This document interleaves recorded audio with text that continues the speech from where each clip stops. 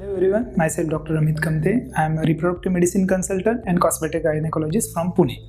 आज हम जानेंगे प्रीमेच्योर इजैकुलेशन शीघ्र प्रतन के ट्रीटमेंट के बारे में। प्रीमेच्योर इजैकुलेशन के लिए प्लीज़ आप आपके नज़दीकी डॉक्टर से ज़रूर संपर्क करें। उसका ट्रीटमेंट डॉक्टर से ही ले who is qualified enough to give you treatment. आप किसी भी भोंदू या किसी भी जड़ी बूटी या किसी भी ऑनलाइन ट्रीटमेंट से ट्रीटमेंट ना लें।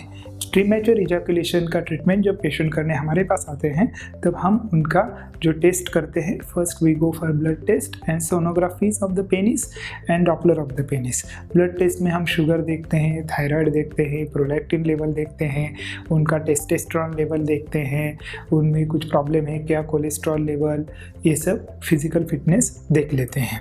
उसके बाद जो इजैकुलेशन का ट्रीटमेंट मेडिसिन देते हैं उसमें दो टाइप रहते हैं।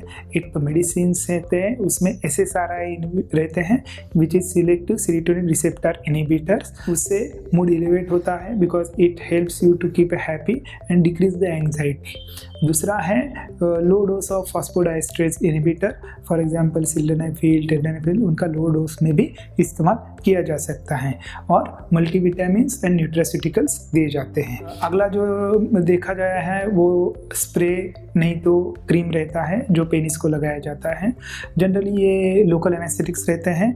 उससे क्या होता है कि पेनिस की सेंसिटिविटी कम हो जाती है और उसकी वजह से क्या होता है कि मेल पार्टनर को जनरली समझता नहीं है कि व्हेन टू इजैकुलेट और उसकी वजह से जो परफॉर्मेंस टाइम है वो बढ़ जाता है, लेकिन उससे मेल्स को आनंद नहीं आता। That is a side effect. और कभी कभी फीमेल्स को भी एनेस्थेटिक्स क्रीम ज़्यादा लगने के कारण भी उनको भी सेटिस्फेक्शन नहीं होता। जो अगला ट्रीटमेंट देखा गया है वो है exercises. Exercises are very very important for premature ejaculation patients because these are the things which actually help them out. उसमें जो है गीगल्स एक्सरसाइजेस हैं, उसके बाद स्टॉप एंड स्टार्ट टेक्निक है एंड स्क्वीज टेक्निक है। हम अब इसके बारे में विस्तार से जानेंगे।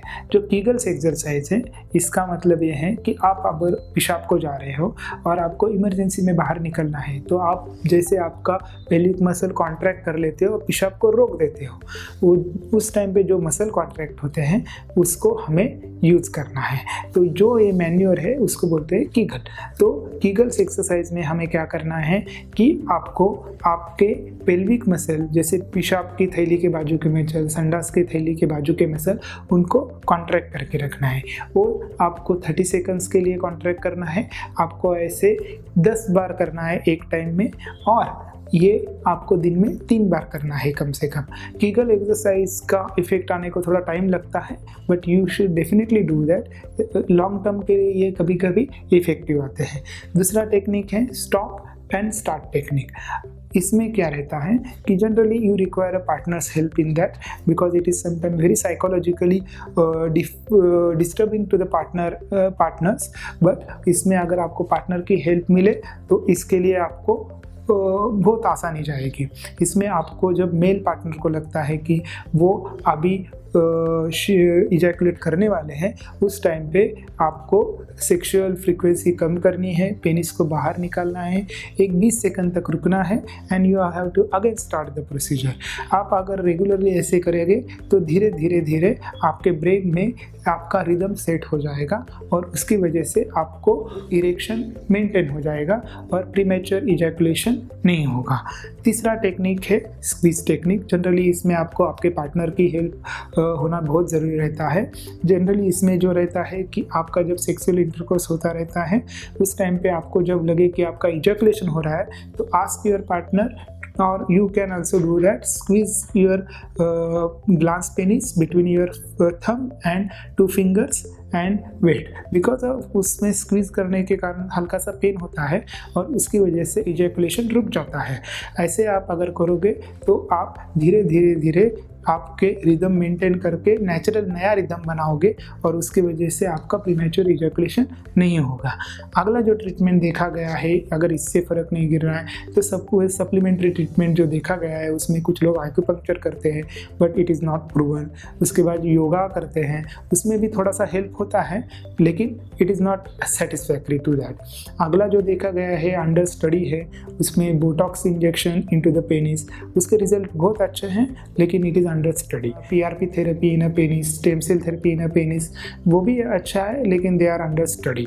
तो ये सब चीज़ें हैं, ये कर सकते हैं। अगर सर्जरी के बारे में देखना है तो हमें बहुत बार पूछा गया है कि सर्कमसीजन करने से प्रीमेच्योर इजैकुलेशन कम हो जाएगा।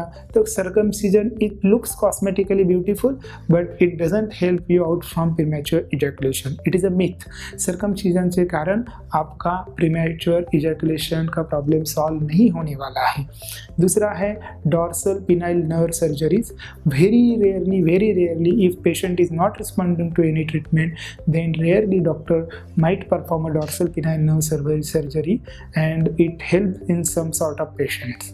Okay, तो आज हमने जाना कि प्रीमेच्योर इजैकुलेशन का ट्रीटमेंट क्या है और उसके लिए क्या क्या मोड्स ऑफ फैसिलिटीज़ अवेलेबल है और हम क्या कर सकते हैं।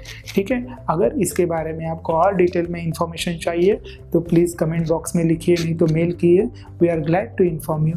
Thank you.